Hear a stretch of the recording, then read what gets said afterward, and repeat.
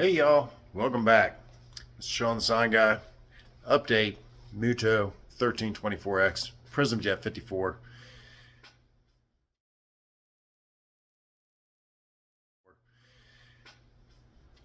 Cut to the chase. Printer's dead.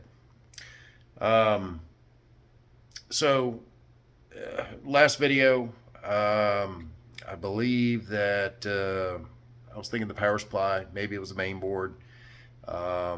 Sent those out to Ed at inkjetperformance.com. Again, thank you, Ed, for your insight, your knowledge, and your time that you spent with me, kind of going through all the different scenarios. Ed received the power supply and the main board and said, well, he said, I need a little bit more information. He said he needs some cables, and he said, send me the rest of the boards. He's like, he said that the main board wasn't throwing any errors, any issues. So initially the printer would power up, it would go to initialize, and then it would just die.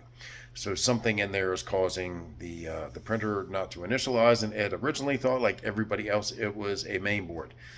Main boards are $1,800 from Graphtec. There lies another problem. I'll get to that here in a second. So main board, power supply, main board, power supply were good. Ed asked for the heater control board, the head control board, all that other good stuff. Basically, I emptied the printer.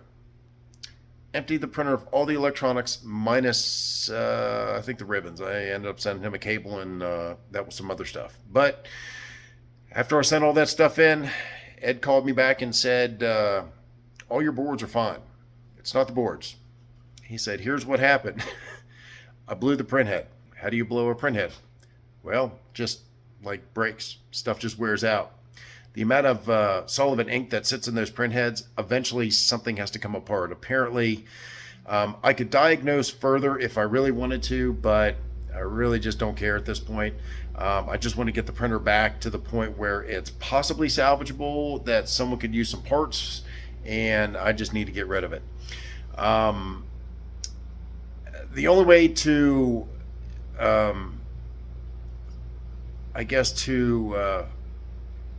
say that the head is blown is to push ink from the ink lines through the head. So what happens is these cables go into a dual damper system. The damper sits, you got 1, 2, 3, and 4.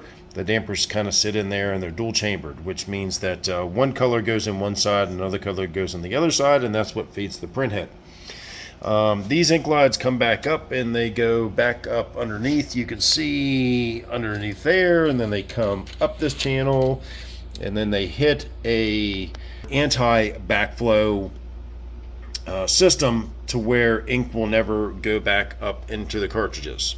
So in order to properly diagnose whether it was specifically 110% a blown print head, Ed has asked me to disconnect the lines and to force cleaning solution through the head and see if it actually comes out underneath the head or out the sides of the head.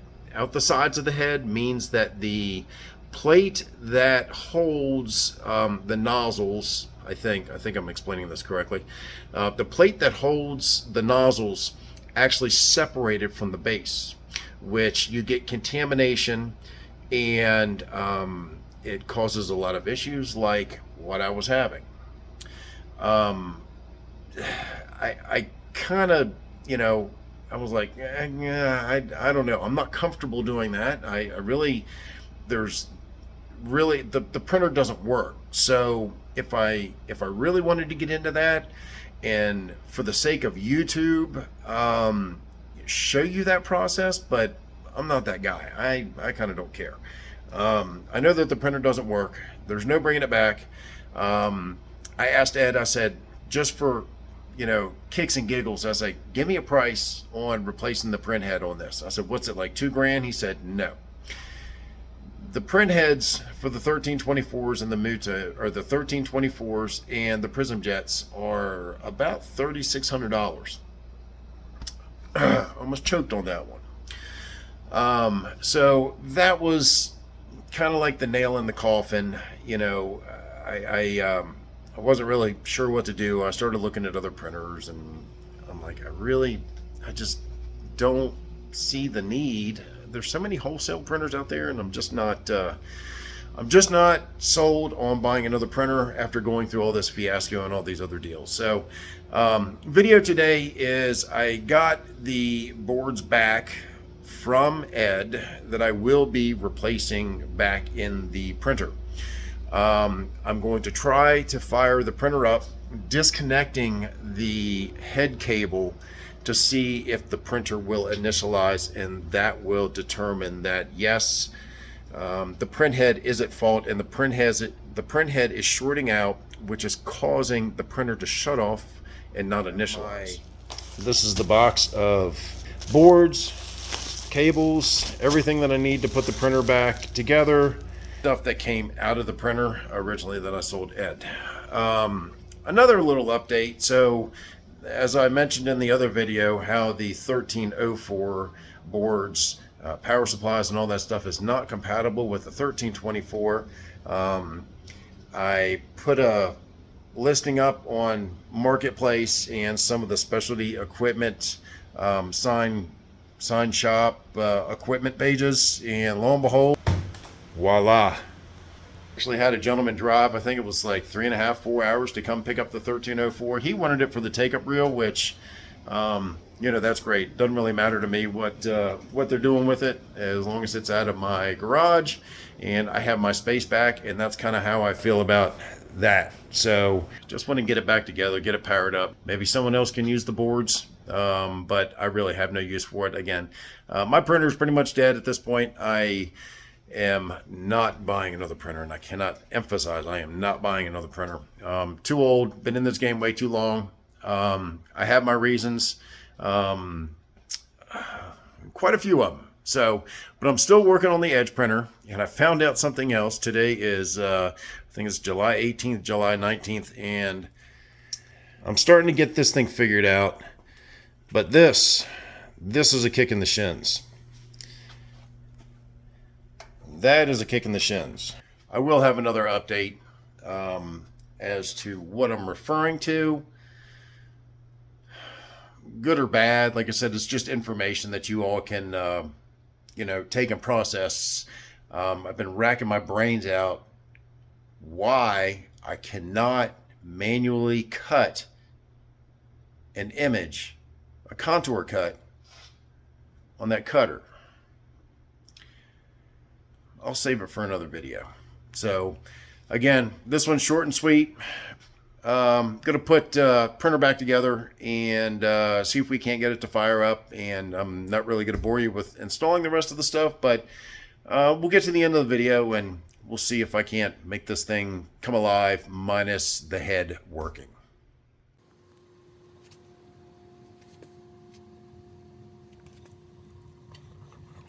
Alrighty guys, so I got the printer back together, got all my boards back in there.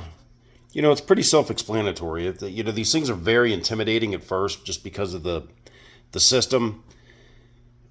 But once you get stuff apart, it kind of goes back together. It's kind of like Lincoln Logs. There's only one way that it can go back together. So don't be overly intimidated. You know, working on this stuff, I'm not suggesting that you do this stuff yourself, but it's not rocket science. So, and this is probably the biggest garbled mess, but like the Gerber Edge, everything is labeled. The board is labeled, so you know what pins go where. So, so I took the thing apart without taking too many pictures. At least the pictures weren't good enough to go off of. So I just kind of used a little bit of common sense and put the printer back together. So the boards are back in, and per Ed's recommendation, the biggest, or the thing that made the printer stop printing, was it would not initialize after I put dampers in the head. The conclusion is the head either was shorting out, or I shorted the head out while replacing dampers, because like a dum-dum, I didn't unplug the printer and I didn't discharge the capacitors and all the other good electrical stuff that makes it power on. Let me show you what I'm talking about. So make sure that you disconnect power. Just go throw that down on the ground for the time being. And as I was talking about discharging the printer, press the power button to make sure that that blue light does not light back up, and you should be good. And I failed to do that. I don't know, I just got ahead of myself. Wasn't thinking. When I changed the dampers out. And that could have been the kiss of death for the printer. So where I'm at today is I got my boards back in. I'm going to plug the printer in, and just like my Edge, if baby's going to blow, then we're going to catch it all on film, which I kind of hope something happens. Not really sure. I hope that it prints up or it powers up and it will initialize, because that would be that would indicate that the head is the issue, that the head has a short in it, and it will not allow the printer to boot up through the rest of the boot process. So I'm going to skip around to the front of the printer, and we're going to get it plugged up, and we're going to power it on. We're going to see what happens. Make sure that the power button is off. So when it's pressed down, that's power on. When it's pressed up and there's a little dimple in it, that means that the power is off. So let's go ahead and get it connected.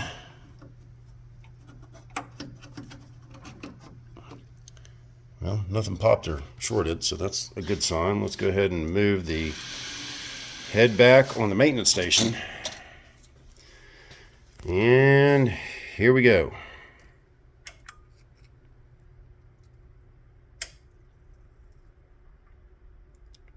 Let's see what's going to happen here.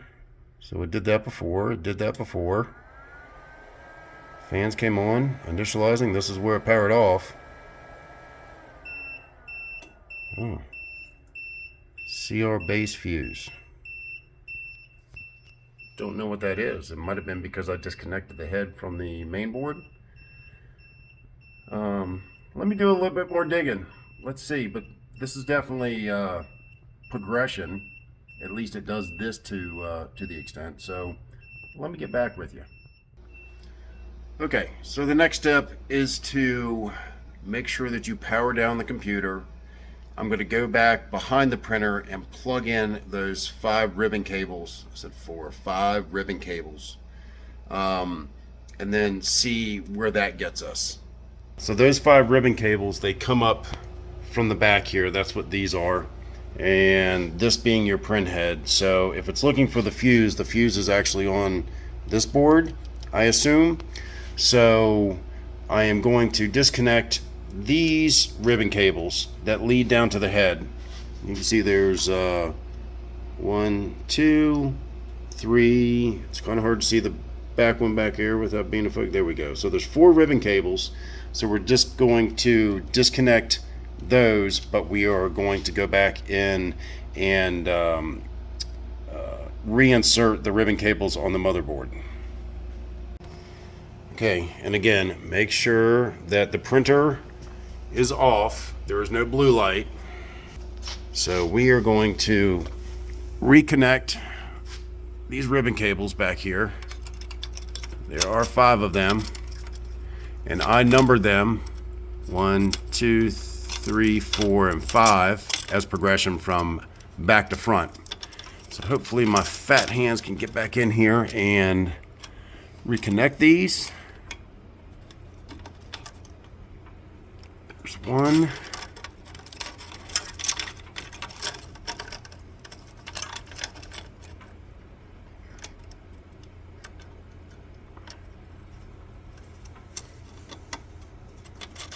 There is 2, which would be number 4.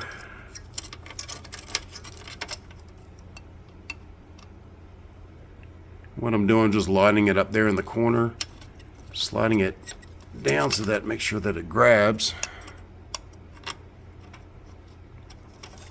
and then just pushing it back in there.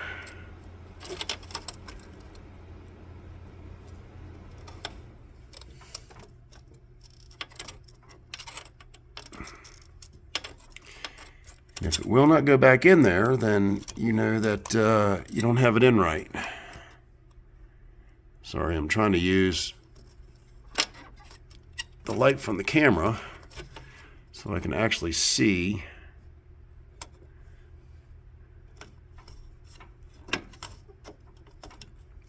There we go. All right, so all 5 of those are plugged back in.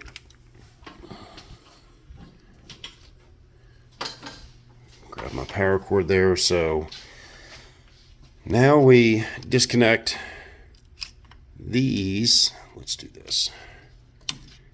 Pop those off there.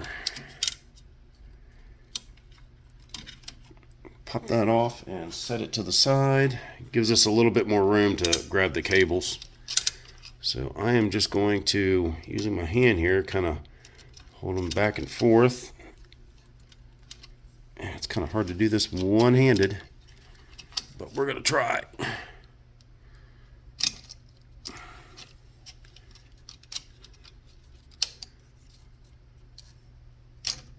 Here we go.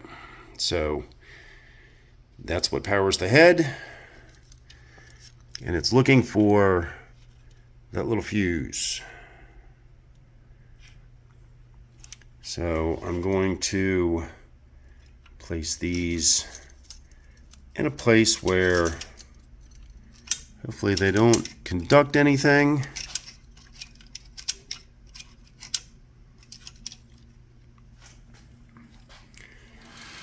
Push the head back over the maintenance station. Power cord in. Nothing puffed, nothing smoked. And let's try this again.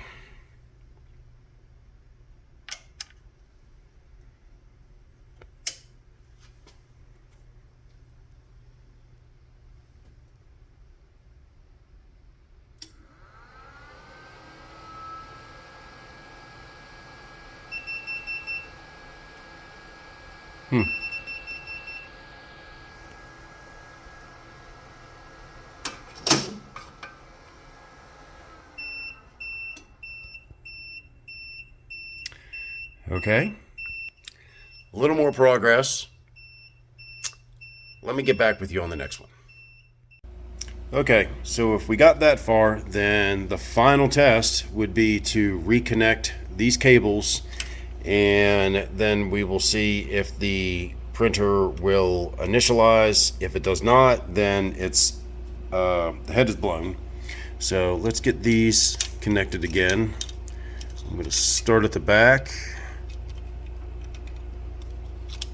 Work my way forward.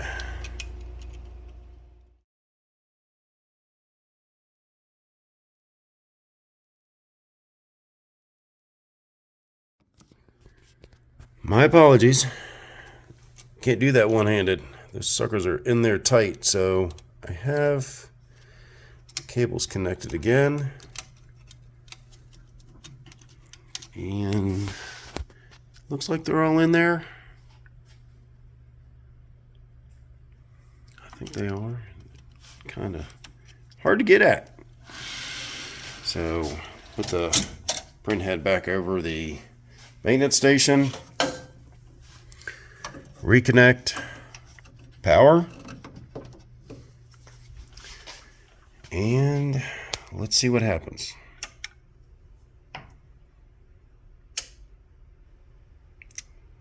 Did that before. Did that before, and it shuts off. Head's blown.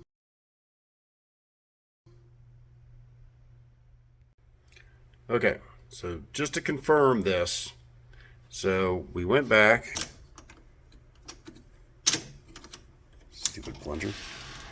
So with the cables connected, the printer did not initialize, and it initially instantly pretty much shut off. So I went back through and I disconnected the cables. We're going to slide the print head back over the maintenance station. So let's power the printer up and see what happens. There's power. That's a plus. That's a plus. Fans on.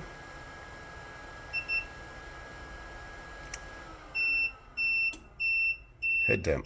And it's saying that because obviously the cables are not connected. So it is in fact a blown printhead on the MUTOH. I believe Ed quoted me $3,800 to replace the head. Not worth it. I mean, if they were $1,000, $2,000, maybe, yeah, but yeah, I'm just not going to do it. So the consensus is the printers aren't really complicated.